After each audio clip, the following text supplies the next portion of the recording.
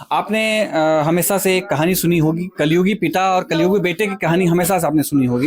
लेकिन मैं आपको एक ऐसे बेटे से मिलवाता हूं जिसको कलयुगी बेटा तो कह सकते हैं, लेकिन उस बेटे को देख करके और उस बेटे की कहानी सुन करके आपको गर्व महसूस होगा कि ऐसा भी बेटा हो सकता है क्या। मैं मौजूद हूँ अभी एक चैम्बर में, आप देखेंगे चैम्बर यानी कि वकीलों का चैम्बर होता है उसमें, और ये सब पेपर लगे हुए हैं, कागज लगे हुए हैं। हमारे साथ कुछ अगल बगल में वकील भी बैठे हुए हैं, प्रदीप साहब हैं, उसके बाद वसीम साहब हैं और कुछ साहब हैं।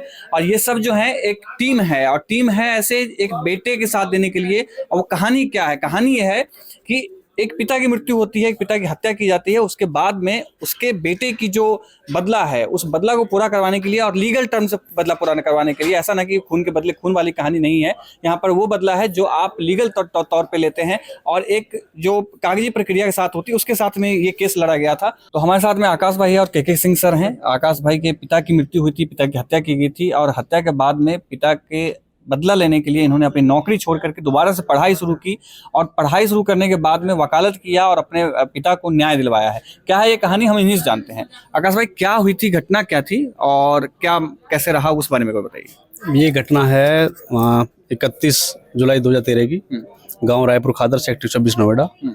और ये सुबह सेक्टर 26 नोएडा, ये जो घटना है सुबह 11:15 साढ़े 11 बजे के आसपास की है। मैं उस समय अपनी कंपनी में था।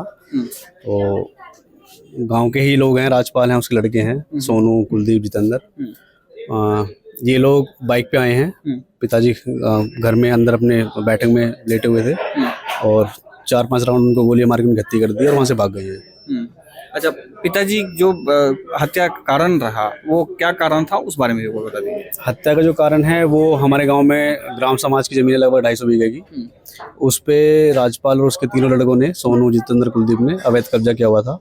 और उस 100 बीघे की ग्राम समाज की जमीन पे इन लोगों ने स्टोन क्रशर मशीनें डाली हुई थी, पत्थर पीसने की जो मशीन होती है, और बदरपुर धोने की होदियाँ डाली हुई थी। और उसी के आड़ में ये लोग ना ग्राम समाज की जमीन में से और यमुना नदी से, क्योंकि यमुना नदी पास में लगी हुई थी, तो उसमें से ये अवैध खनन करते थे रेत का।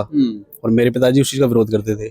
उसके संबंध में विभिन्न प्रशासनिक कार्यालयों में विभिन्न अधिकारियों को, मुख्यमंत्री को काफी शिकायतें भेजी इन लोगों के विरुद्ध। उसी की रंजिश में इन लोगों ने पिताजी की हत्या की।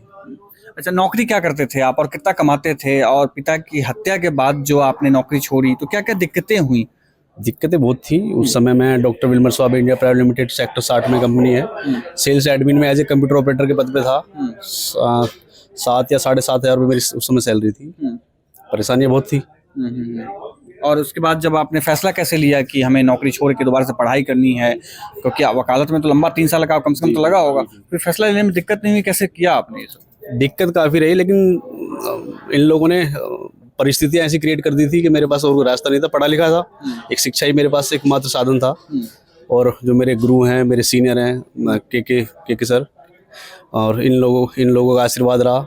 इन लोगों ने मुझे सही रास्ता बताया, और रिजल्ट आप आज देख रहे हो।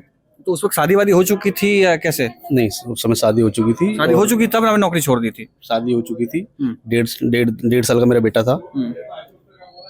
और फिर पढ़ाई करते वक्त कैसे घर कैसे चलता था, घर का खर्चा कैसे चलता था? किसान परिवार से हूँ, खेती मेन बिजनेस है हमारा।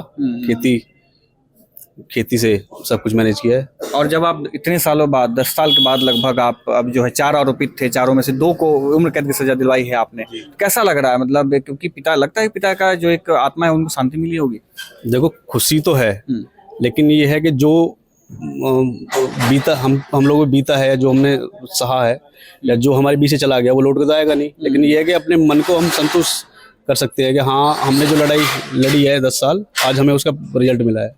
पिता से संबंध आपके कैसे थे? मानते थे आपको, बहुत ज्यादा मानते थे? क्योंकि घर में 4 लोग होते हैं तो कहीं ना कहीं ऐसा लगता है कि बेटों से बाप का थोड़ा सा कम लगाव रहता है, बेटियों से ज्यादा रहता है। तो पिता से लगाव कैसा था आपका? जैसे पिता पुत्र का होता है, उसी तरह से लगाव था। बड़ा बेटा हूँ तो हर बात में विचार विमर्श होते थे। विचार विमर्श होते थे, बिल्कुल। तो और जो बाकी जो 2 लोगों की गिरफ्तारी नहीं हुई है या अभी बड़ी हो गए हैं, उनमें आपको कुछ लग रहा है, कसक लग रहा है, कुछ छूट गया ऐसा लग रहा है? हाँ, वो तो रहेगा, लेकिन ये जहाँ तक है नोएडा पुलिस की जो अब तक की जांच रही है, या जो उनकी जो कार्यप्रणाली रही है, उसमें उन्होंने जो लचर कार्रवाई करी है, जो जांच में जो ढिलाई छोड़ी है, ये उसी का परिणाम है कि 2 लोग छूट गए इसमें। तो कैसा मतलब उस वक्त पुलिस ने कैसा सहयोग किया था, ठीक से कैसा रहा, जांच कैसी रही, कैसी स्थिति रही पुलिस के साथ आप लोगों नहीं, उस समय पुलिस का बिल्कुल सपोर्ट नहीं था, क्योंकि जिस थाने के क्षेत्र में ये सब चीजें अवैध खनन वगैरह हो रहे थे और उसी थाने के अंदर ही हत्या हो जाती है और उन्हीं अधिकारियों को ये जांच जाती है, तो आप सोच ही सकते हैं कि जांच किस तरह की होगी उन्होंने। हमारे साथ में के सिंह सर हैं, जिन्होंने आकाश भाई को वकालत करने के लिए प्रेरित किया और जो एक बदला है अपने पिता के लिए, पिता के प्रति प्रेम था उसको दिखाने के लिए सर ने कोशिश किया था। हम इससे भी जानते हैं कि पूरे केस में किस तरीके से दिक्कतें रही, टेक्निकल चीज़ें बहुत सारी होती हैं, पुलिस चार्जशीट ठीक से नहीं लगाती, जांच ठीक से नहीं करती है, दिक्कतें कैसी रही, गवाहों को कैसे इकट्ठा किया, क्या क्या मुख्य चीज़ें रही, उस बारे में कुछ बताइए। जी, ऐसा है कि इस केस में इन्वेस्टिगेशन शुरू से ही कमज़ोर रही और जिस थाने में ये केस हुआ था उसी थाने वालों ने एफआईआर भी लिखाते वक्त जो है मुलजिमान को बचाने की कोशिश की है। उसके बाद दूसरे विवेचक के पास गई, दूसरे विवेचक ने भी यही करा क्योंकि वो भी इसी जिले का था। तीसरे विवेचक के पास गई, तीसरे विवेचक का भी यही हाल रहा। चौथे के पास गई, चौथे ने भी यही रहा। और दो विवेचक इसमें से ये दीपक शर्मा और पंकज पंत पे ह्यूमन राइट कमीशन ने 12,500 रुपये कॉस्ट भी किया, उनकी तनख्वाह से काटी गई, जो वादी आकाश को दिलाया गया उनकी इन्वेस्टिगेशन की कमियों को लेते हुए।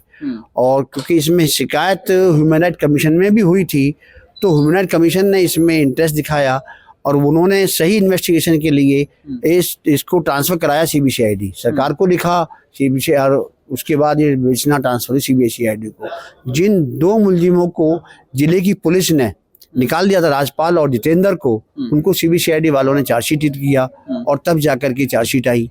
तो दो चार्जशीट आई। मुलजिम इतने सातिर हैं कि उन्होंने मुकदमे को 1 साल तक कमिट नहीं होने दिया। कमिट होने में भी बहुत मशक्कत हम लोग करनी पड़ी, कभी कोई गैरहाजिर कभी कोई गैरहाजिर, आते ही नहीं थे। और पुलिस प्रशासन उस समय बिल्कुल भी हम सहयोग नहीं कर रहा था। बड़ी मुश्किल से जो है ये केस कमिट हुए। और जिस समय इन्वेस्टिगेशन चल रहा था उसी बीच एक जो मेन गवाह मौके का था रविंदर, जो आकाश का छोटा भाई है, उसी इन्वेस्टिगेशन दौरान में जब इन्वेस्टिगेशन पुलिस के पास थी, जिले की पुलिस के पास थी, उसकी हत्या हुई। उसकी बॉडी जो है रेलवे ट्रैक पे कहीं फेंक दी गई थी। उस केस को भी लेकर के आकाश ने काफ़ी मुझसे कहा, सलाह करी, लिखित में हमने एप्लीकेशन बहुत दी, लेकिन वो मर्डर आज तक मिस्ट्री बना हुआ, मर्डर नहीं खुला वो रविंदर का, और वो एक गवाह चला गया। तो उसके बयान पुलिस में जो विवेचना में बयान लिए गए थे जिले की पुलिस के द्वारा, वो भी अपनी मर्जी से लचर पचर लिखे थे, जबकि वो आई विटनेसेस था। और क्योंकि वो मर चुका था तो उसके लचर जो बयान थे जिसमें कमियां छोड़ दी गई थी विवेचना अधिकारियों ने, वही पढ़े गए। और उन्हीं सब विवेचना का ही लाभ लेकर, उन्हीं का सबका लाभ पा करके दो मुलजिम इसमें जितेंद्र और ये कुलदीप छूट गए, बरी हो गए हैं। लेकिन उनके इसके खिलाफ हम अपील में जा रहे हैं, अपील कराएंगे हम आकाश के साथ लग करके, पूरी कोशिश से लड़ाई लड़ेंगे, कानूनी लड़ाई पूरी लड़ेंगे। और राजपाल और इसको जो है सोनू सूरज को जो है आजीवन कारावास सजा हुई है। और मुझे अभी भी ये लग रहा है कि जिस दिन ये जजमेंट हुआ था उस दिन भी कुछ लोग बाहर के इनके साथ आए हुए थे और आकाश की तरफ उंगलियां उठा कर रही थी, ये आकाश है, कहीं ऐसा ना हो कि इसकी जान को खतरा बन जाए। और पुलिस प्रशासन ने या किसी ने भी अभी आकर के आकाश से कोई संपर्क नहीं किया है, ना कोई सुध ली है इसकी, क्योंकि एक भाई चला गया छोटा इसका, अकेले ये बचे घर के, आगे अपील में काम पैरवी करने वाले, तो ये है। और जो इनके पिता ने PIL डाली थी हाई कोर्ट में, उसको भी ये लड़ रहे हैं आकाश। उसको भी छोड़ा नहीं है, गांव के लोगों ने छोड़ दिया है, सबने, कोई नहीं जाता हाई कोर्ट, लेकिन आकाश उसकी लड़ाई बराबर लड़ रहे हैं हाई कोर्ट में, उस PIL को चलाई हुई हैं। क्योंकि उस PIL के बाद ही प्रशासन जागृत हुआ था, प्रशासन एक्टिव हुआ था, और तब प्रशासन ने इन मुलजिमों के खिलाफ 6-7 मुकदमे कायम किए थे। जमीन पर ग्राम समाज की अवैध कब्जा कर लेना, जहाँ खनन माफिया, अवैध खनन का, अवैध होदियाँ बना लेना, अवैध जो है स्टोन क्रशर वाला काम का, सारी कार्रवाई तब उसके बाद हुई थी जब PIL जो है इन्होंने आकाश के फादर ने, पालेराम ने हाई कोर्ट में दायर कर दी थी।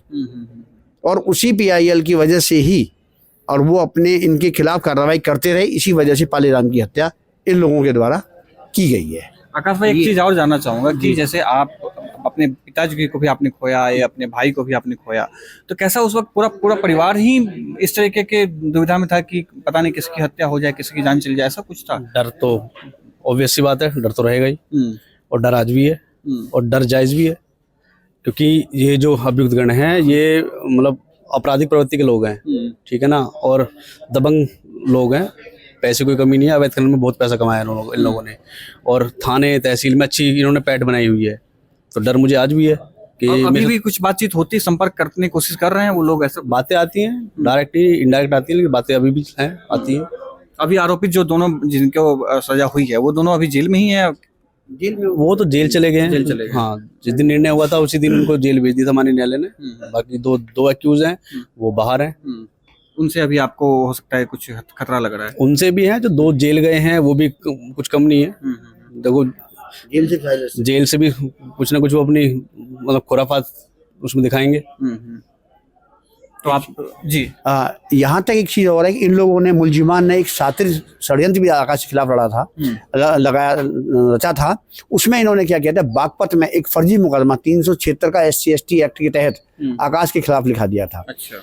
उसकी जांच हुई और जिस दिन घटना उन्होंने बताई बागपत में, उस दिन आकाश हमारे यहाँ कोर्ट में हमारे साथ था। हम लोगों द्वारा एफिडेविट दिए गए, सच्चाई हुई और तब उसमें FR लगी है। वो भी FR अभी पेंडिंग है।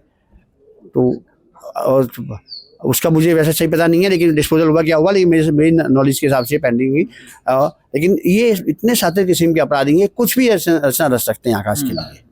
तो आप सुन रहे थे आकाश भाई को और KK सिंह सर को कि किस तरीके से एक समाज सेवी जो व्यक्ति था, आकाश भाई के जो पिता थे, उनकी मृत्यु हो जाती है, उनकी हत्या कर दी जाती है, इसलिए क्योंकि खनन माफियाओं के खिलाफ उन्होंने आवाज़ उठाई थी।